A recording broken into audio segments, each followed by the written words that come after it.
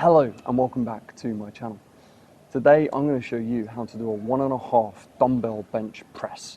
It's a lot of words, but it's a really awesome exercise for you to do for that chest. And that video is coming up right now.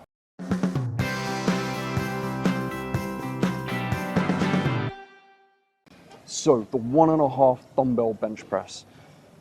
The point of it is to keep you under tension for a little bit longer compared to doing a normal bench press. Now the normal bench press, what you do is you'd set up your bench nice and flat, and I've got another video on the bench press, so don't you worry about that.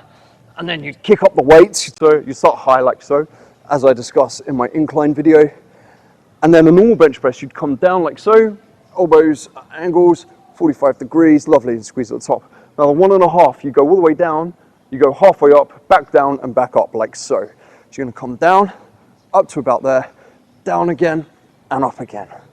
So what you're doing is you're getting 1.5 reps in per exercise, like that. And all that does is just build more time under tension, and that's going to hopefully lead to growth in muscles as you go through it. It's important to make sure you stay engaged the whole time, you don't kind of relax.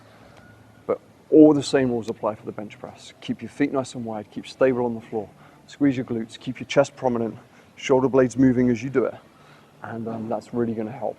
I really like the 1.5 variation. My chest needs a lot of work, shall we say, and it's not a part of the body that I feel very confident in, and therefore by doing this it means that I know for relatively little time added to my workout, I'm getting in extra load, which is going to help me progress that chest over time. Thanks for being here. I hope you've enjoyed this video, and I'll speak to you real soon. Ciao, ciao.